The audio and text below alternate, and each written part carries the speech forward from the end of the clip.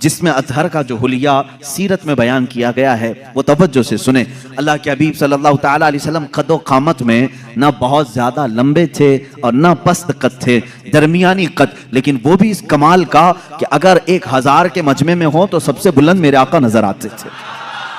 یہ تو میرے آقا کا معجزہ بھی تھا۔ قد و قامت کے متعلق صحابہ نے یہ فرمایا، اور اس کے بعد صحابہ نے ام المومنین عائشہ صدیقہ رضی اللہ تعالیٰ ام سلمہ رضی اللہ تعالیٰ یہ وہ صحابہ اور صحابیات اور ازواج کی تذکرے میں کر رہا ہوں جنہوں نے میرے آقا صلی اللہ تعالیٰ علیہ وسلم کے ساتھ اپنی زندگی کے لمحات بتائے ہیں اور صحبت پائی ہے۔ انہوں نے تاریخ میں حضور کا حلیہ رقم کیا ہے۔ اللہ کے نبی صلی اللہ تعالیٰ علیہ وسلم کی پیشانی مبارکہ ابھری ہوئی تھی، چوڑی تھی، ایسی نہیں کہ بالکل چھوٹی ہو، کشادہ پیشانی تھی، اور حضور اکرم صلی اللہ تعالیٰ علیہ وسلم کی دونوں بھویں جو تھی، ان کو بھویں کہا جاتا ہے، ابرو کہتے ہیں یا بھویں کہتے ہیں، یہ دونوں نہایت گھنے تھے اور بیچ میں آ کر کے مل جاتے تھے، یعنی دونوں بھووں کے درمیان ملاوٹ تھی، اتنا کشادہ نہیں، کھلے ہوئے نہیں، دونوں ابرو مل جایا کرتے تھے۔ یہ خوبصورتی کے اعلیٰ قسم ہوا کرتی ہے، اور حضور پاک صلی اللہ تعالیٰ علیہ وسلم کی پلکیں نہایت گھنی اور لمبی تھی۔ حضور پاک صلی اللہ تعالیٰ علیہ وسلم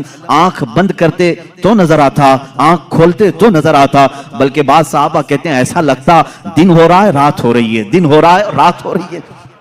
آنکھوں میں یہ جو پلکیں تھی کافی گھنی تھی، اور حضور اکرم صلی اللہ تعالیٰ علیہ وسلم کی بینی مبارکہ یعنی ناک شریف، حضور اکرم صلی اللہ علیہ وسلم کی نہایت ہی کھڑی ناک تھی، سیدھی بالکل، ایسی نہیں کہ چوڑے ہوں یا نتھنے نظر آتے ہوں، لیکن کھڑی ناک تھی، ایسے لگتا تھا کہ جیسے بالکل کسی نے چاندی سے تراش کر کے رکھا ہو۔ یہ بھی صحابہ نے کہا حضور کا جسم ناز ایسا لگتا تھا جیسے کسی نے چاندی میں ڈھال کر کے اتارا ہے، اور یہ بینی مبارکہ تھی۔ اور حضور اکرم صلی اللہ تعالیٰ علیہ وسلم کے رخسار مبارک، حضرت عائشہ صدیقہ فرماتی ہیں نہ بہت زیادہ ابھرے ہوئے تھے، نہ بہت زیادہ چپکے ہوئے تھے، ہموار تھے، لیکن جب حضور مسکراتے تھے تو اس میں انار کی سرخی آتی تھی، اور جب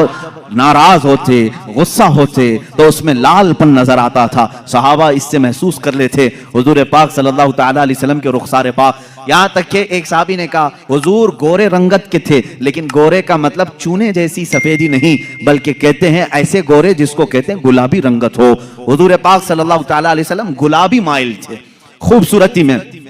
پیشانی ابھری ہوئی چوڑی، رخسار ہموار، بینی ناک مبارکہ نہایت ہی سیدھی اور کھڑی ہوئی، اور لبہائے ناز اللہ اللہ۔ صحابہ کہتے ہیں حضور پاک صلی اللہ تعالیٰ علیہ وسلم کے ہونٹ نہایت ہی سرخ تھے، ایسا لگتا تھا جیسے کسی نے کلی کیا ہوا ہو، اس کو ایسے تراشا گیا ہو۔ جب میرے آقا صلی اللہ تعالیٰ علیہ وسلم مسکراتے تھے تو لوگوں صحابہ نے بیان کیا اس میں ایک دھار بھی نظر نہیں آتی تھی، جیسے بچوں کے ہونٹ لب نرم و نازک ہوتے ہیں، یہ ہمارے بچوں کے جوان ہوتے ہوتے ہونٹ سخت ہو سکتے ہیں، بڑھاپے میں ہونٹ لٹک سکتے ہیں، لیکن صحابہ جس عمر کی یہ حالت بیان کر رہے ہیں یہ حضور کے 53 سالہ عمر کی بات ہے۔ 53 سالہ عمر کے وقت حضور کے لبہائے ناز نہایت ہی نرم اور بہت ہی دلگداز تھے۔ حضور جب مسکراتے تھے تو یہ ہونٹ پھیل جاتے تھے اور اس میں سرخی نظر آتی تھی، اور رسول کریم صلی اللہ تعالیٰ علیہ وسلم کی زقن مبارک یعنی ٹھوڈی شریف یہ بالکل ہی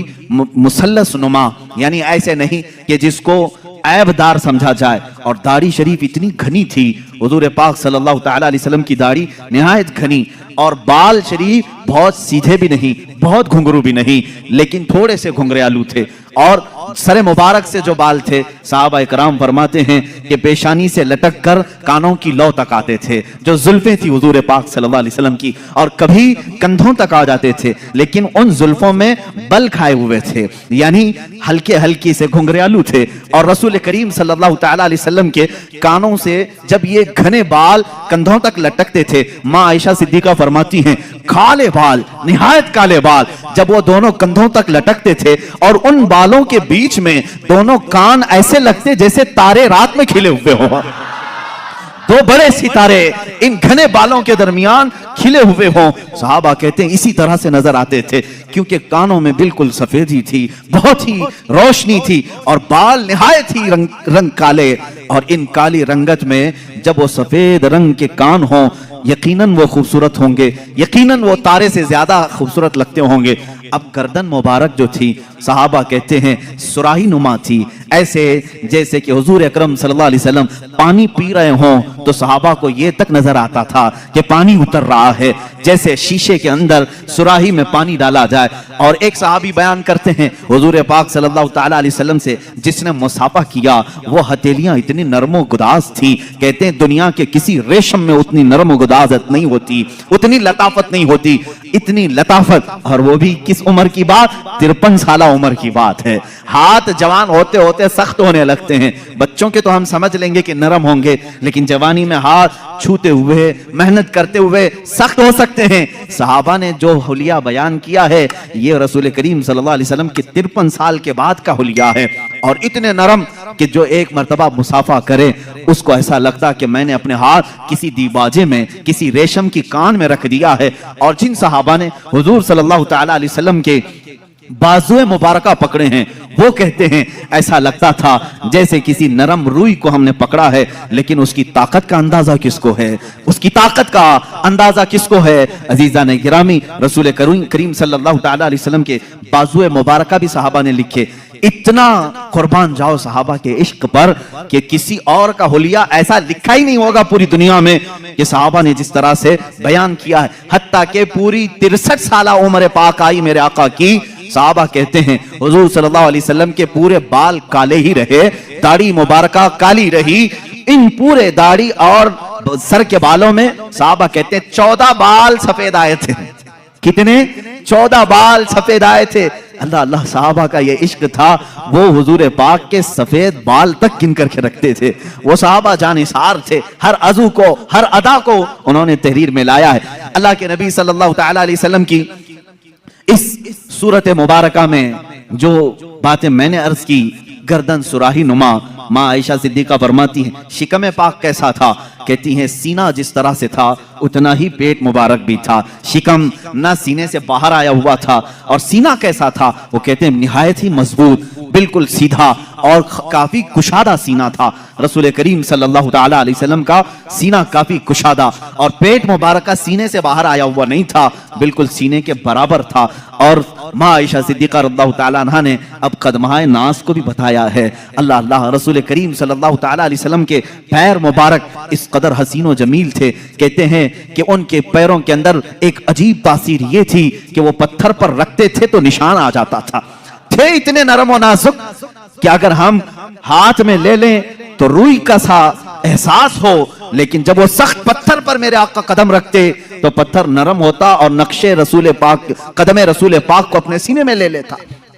रसूल करीम सल्लल्लाहु ताला अलैहि वसल्लम के दंदाने मुबारक, दांत मुबारक, हजरत आयशा फरमाती है हर दांत से अलग नूर निकलता था, हर दांत से अलग नूर निकलता था। एक मर्तबा आयशा सिद्दीका रज़ियल्लाहु ताला अन्हा फरमाती हैं मैं घर में बैठी अपने कपड़ा सी रही थी और अंधेरा था, मैं अंधेरे में ही कपड़ा सिल रही थी। इसी असना में रसूल करीम सल्लल्लाहु ताला अलैहि वसल्लम मेरे हुजरे के करीब आए, मैंने कपड़ा समेटना चाहा, सुई मेरे हाथ से गिर गई। हुजरे में सुई कहाँ नजर आए, अंधेरे में। अल्लाह के हबीब सल्लल्लाहु ताला अलैहि वसल्लम हुजरे में दाखिल हुए और प्यार से हजरत आयशा को हुमैरा कहा जाता था। या हुमैरा, ए हुमैरा, किस चीज की तलाश में हो? हुजूर पाक ने मुस्कुराया, जब मुस्कुराते थे तो 4 दंदाने मुबारका हुजूर के नजर आते थे। हजरत आयशा फरमाती हैं उन दांतों से इतनी रोशनी निकली कि मेरी गुमशुदा सुई मुझे मिल गई।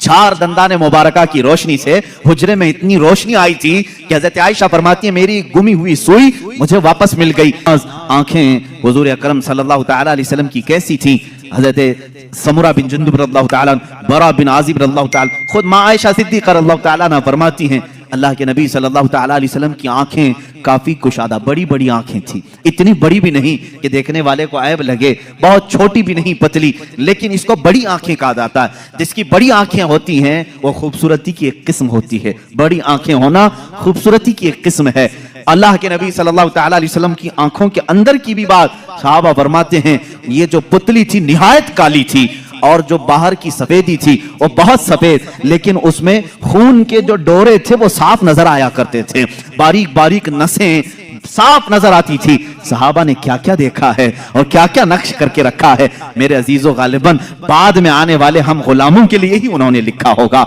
इसीलिए उन्होंने बताया होगा ऐ नादान जब कभी तेरा दिल परेशान हो जाए, घबरा जाए, इस हुलिये पाक को एक बार पढ़ लेना, फिर आंखें बंद कर लेना, सारी थकान दूर हो जाएगी। ساری تھکان دور ہو جائے. رسول کریم صلی اللہ تعالی علیہ وسلم کا حلیہ پاک جیسے ہی تصور میں آ جائے گا ہر چیز تم دنیا کی بھول جاؤ گے.